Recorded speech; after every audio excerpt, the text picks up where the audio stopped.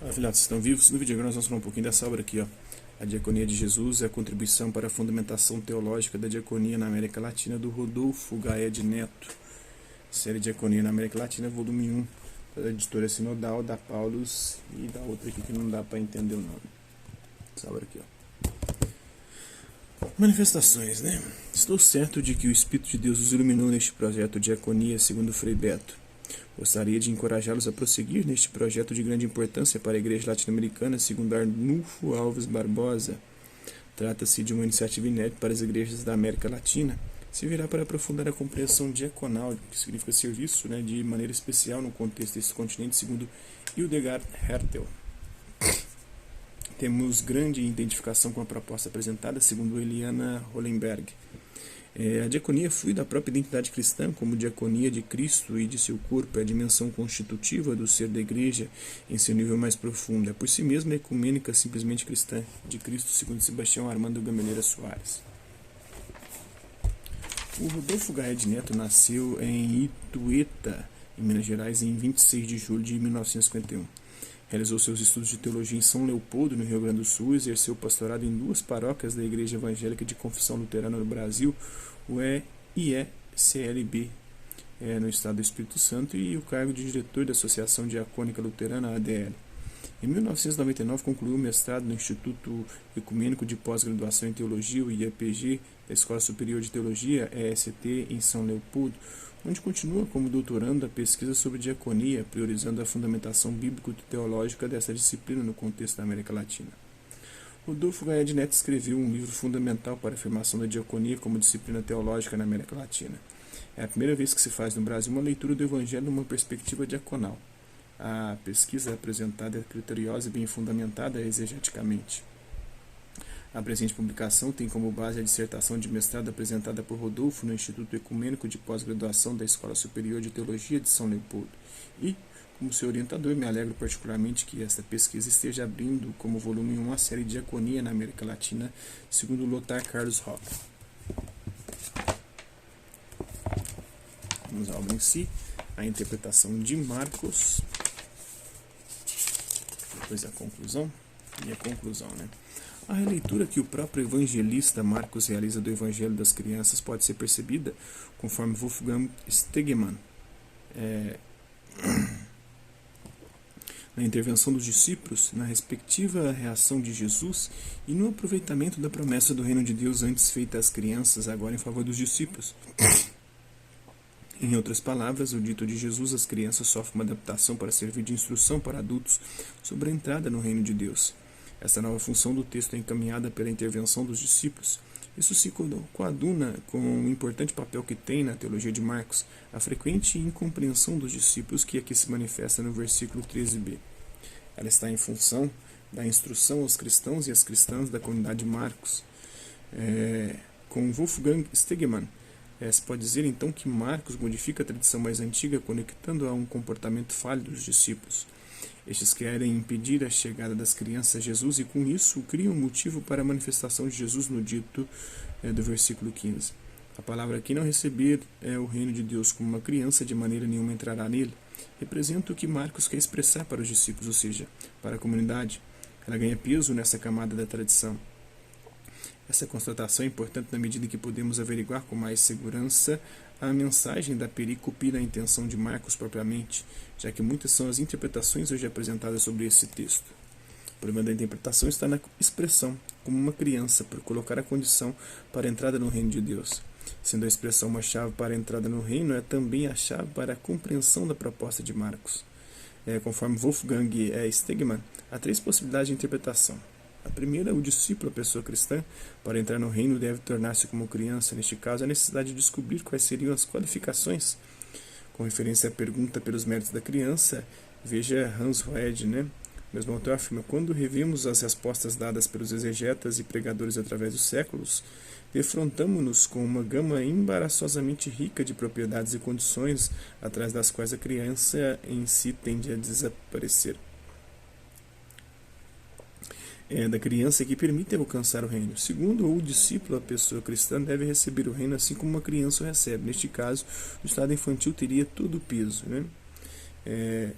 Hans Hoed Weber afirma com relação ao uso do termo criança como metáfora para o reino de Deus. Em nenhuma outra passagem do Novo Testamento uma criança serve como metáfora para o reino. Em Marcos capítulo 10, versículos 13 ao 16 e Lucas capítulo 18, versículos 15 ao 17, dentro de seus respectivos contextos, não concebiam a criança como metáfora do reino. Os pais da igreja muitas vezes idealizaram a figura da criança no sentido moral. Em terceiro, se estabelece uma relação entre a esperada entrada no reino e o acolhimento de uma criança. Neste caso, deixar-se-ia de lado o uso metafórico de criança para voltar a considerar a criança em si, que na Palestina da época era pobre e excluída. Não só na Palestina, mas no restante do mundo na época.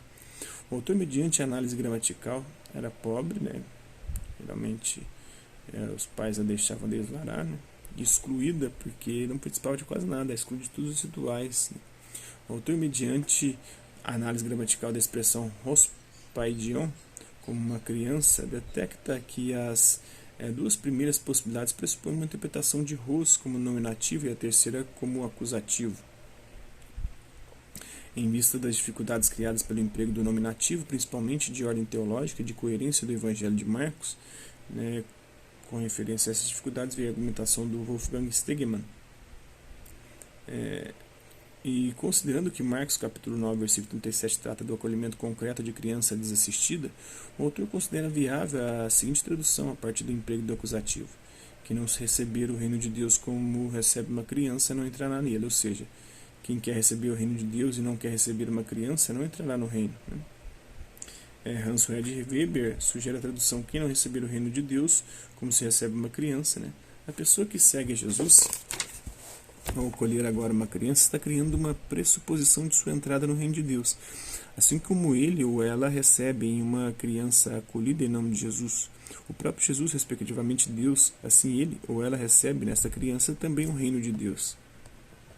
De acordo com essa interpretação, Marcos está a demonstrar um flagrante interesse de que as pessoas cristãs às quais ele se dirige recebam crianças desassistidas.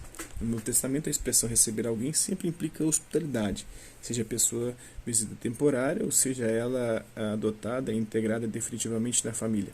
Tal hospitalidade para com as crianças e sua adoção eram comuns no meio judaico em que Jesus vivia.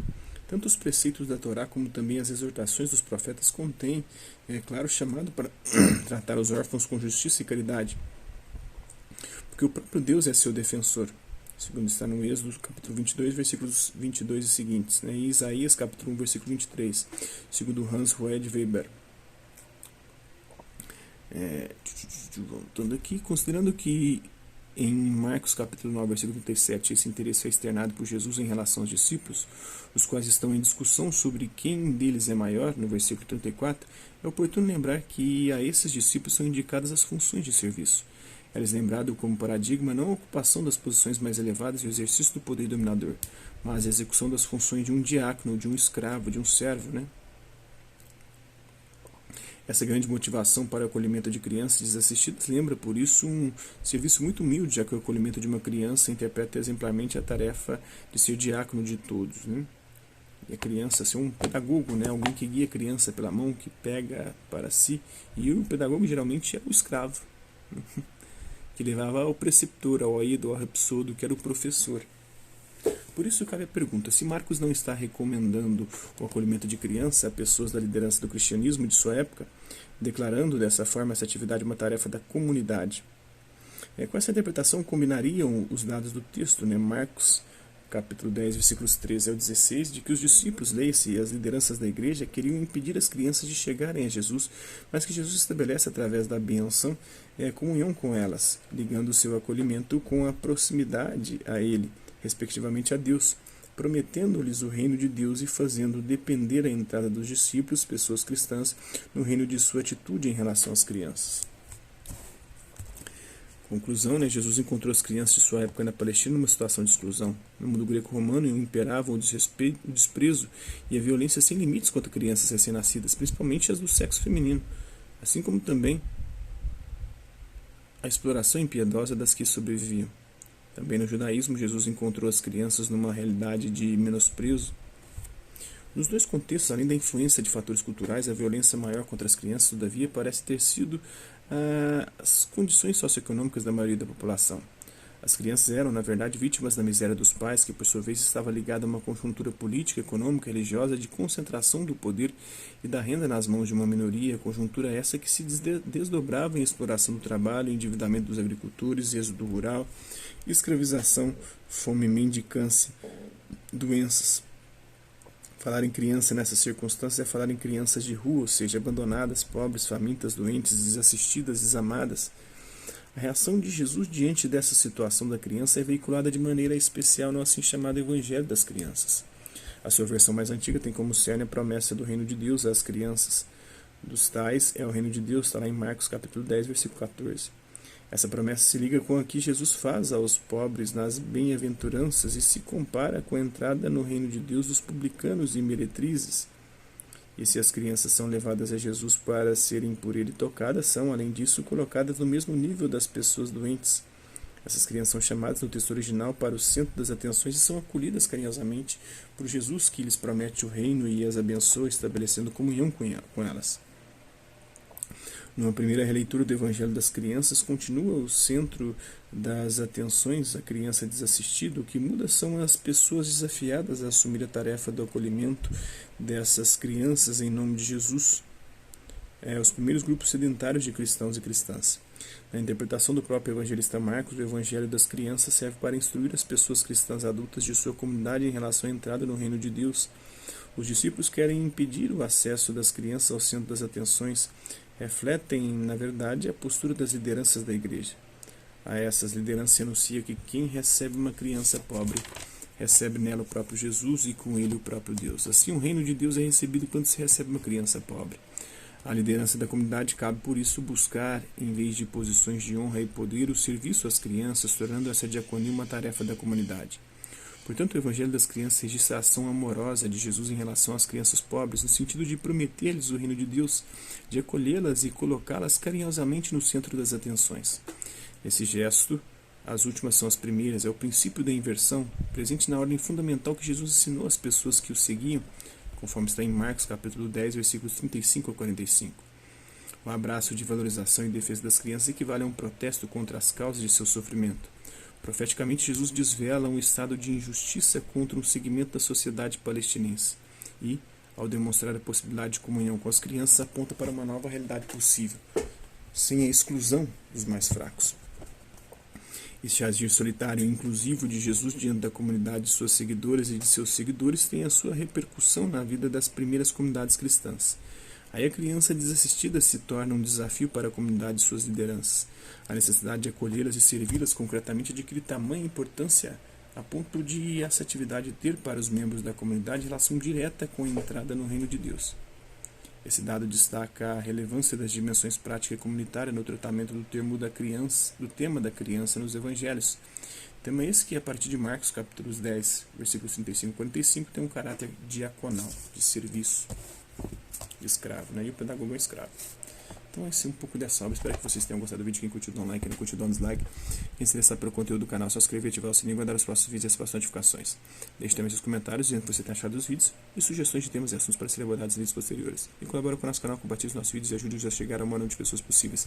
Gostaria aqui de agradecer aos 971 inscritos no nosso canal, agradecer também aqueles que oram por conta de conteúdo passo por aqui, deixando sua visualização, seu like, seus dislikes, seus comentários, e aqueles que compartilham os nossos vídeos, compartilham o nosso canal, seja aqui nessa plataforma no YouTube e outras redes sociais. No mais é isso aí, hasta lá, vista e até a próxima.